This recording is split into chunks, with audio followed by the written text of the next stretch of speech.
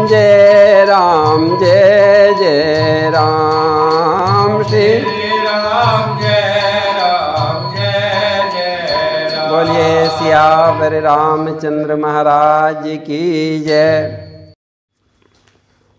राम जी दक्षिण दिशा की ओर देखकर बोले कि विभीषण जरा देखो तो सही, ये काले काले बादल उमड़ रहे हैं, इनके बीच में बिजली भी चमक रही है।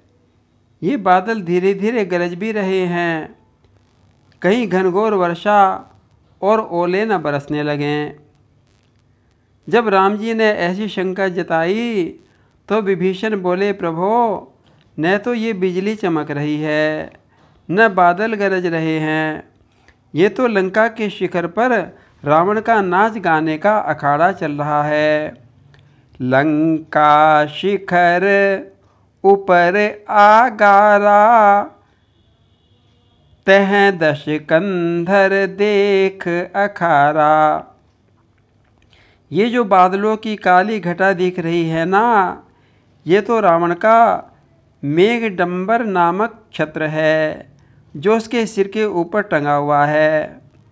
और जो ये बिजली जैसी चमक रहा है, ये तो मंदोदरी के कर्णफूल हैं। और ये जो ताल मृदंग आदि बाजों की धुनी हो रही है, वही बादलों की गरज के समान सुनाई पड़ रही है। तब प्रभु मुस्कुराकर बोले, अच्छा, अभिमानी रावण का ऐसा ठाट बाट मैं अभी देखता हूँ। और ऐसा सोचकर प्रभु ने अपने धनुष पर बाण का संधान किया। फिर क्या था, एक ही बाण से छत्र मुकुट और कर्णफूल सब कटकर गिर पड़े, किसी को पता भी न चला। छत्र मुकुट ताटंक तब हते एक ही बाण, सबके देखत मही परे मरम न काहू जान। राम जी का बाण ऐसा काम करके राम जी के तरकश में आ गया। उधर रावण की सभा में रंग में भंग हो गया था, सभी भयभीत हो गए। ना कोई भूकंप आया, न कोई आंधी चली, ना ही कोई अस्त्र शस्त्र दिखाई पड़ा। ये छत्र मुकुट और कर्णफूल कैसे कटकर गिर पड़े? इन अपशकुनों को देखकर सब सोच में पड़ गए। रावण ने देखा कि सभा भयभीत हो गई, तब हंसकर कहने लगा, हमारे लिए कोई अपशकुन नहीं होता। अरे, जिसके सिरों का कटकर गिरना भी शकुन हो गया था, उसके मुकुट का गिरना क्या अपशकुन हो सकता है? ऐसा कहकर रावण ने सभा समाप्त कर दी और सब लोग सिर नवाकर अपने अपने घरों को चले गए।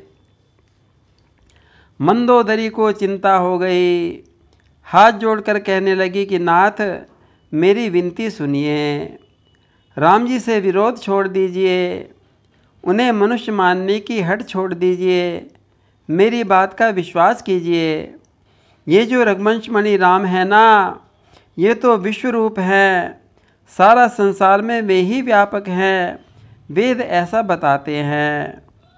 उनके एक एक अंग में अनेकों ब्रह्मांड स्थित हैं। विश्वरूप रघुवंशमणि, करहु वचन विश्वास, लोक कल्पना वेद कर, अंग अंग प्रतिजासु।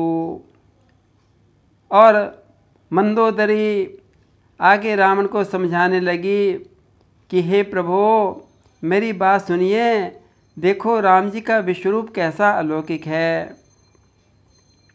इन विश्वरूप राम के चरण ही पाताल लोक हैं, शिव ब्रह्मलोक है। आँखों का इशारा ही भ्रूभंग ही काल है, नेत्र सूर्य हैं, केश मेघमाला है, नाक अश्वनी कुमार हैं, और पलकों का झपकना ही दिन और रात है। इन राम के कान ही दशों दिशाएं हैं, इनका श्वास ही पवन देव है, इनकी वाणी ही वेद है। होठ लोभ है, इनके दांती कराल यमराज के समान हैं। इनकी हंसी ही माया है, बाहु ही दिक्पाल हैं, और इनका मुख अग्नि है, जिह्वा वरुण है। इनका काम उत्पत्ति, पालन और प्रलय करना है। वनस्पति इनकी रोमावली है, और हे स्वामी, पर्वत इनकी हड्डियाँ हैं। नसें नदियाँ हैं, पेट समुद्र है, नीचे की इंद्रियाँ नरक हैं। कहाँ तक गिनाऊँ, ये राम तो विराट विश्व रूप हैं। इनका अहंकार शिव है, बुद्धि ब्रह्मा है, मन ही इनका चंद्रमा है, इनका चित्त ही विष्णु है। ऐसे ही ये विश्वरूप भगवान आज मनुष्य का रूप बन के राम बनकर आए हैं। अहंकार शिव बुद्धि अज, मन शशि चित्त महान। मनुजवास सचराचर, रूप राम भगवान। इस प्रकार मंदोदरी ने रावण को राम के विश्वरूप का वर्णन सुनाया। विनती करी, प्रभो ऐसे रघुनाथ जी से वैर छोड़कर प्रेम करो, मेरा सुहाग बना रहेगा। किंतु रावण कब समझने वाला था, वो तो हंसने लगा। मंदोदरी को डरपोक, अज्ञानी और मूर्ख बताने लगा। अरे मंदोदरी, तूने तो शत्रु के गुणों का चिट्ठा ही खोल दिया। पर मैं समझ गया, तू बड़ी चतुर है। शत्रु के बहाने तू मेरी ही बड़ाई करना चाहती है। और मंदोदरी ने तो अपना माथा ही ठोक लिया। मेरी सारी बातें उल्टी ही सोचते हैं। ये तो काल के बस में भ्रमित बुद्धि के हो गए हैं। मैं क्या करूं?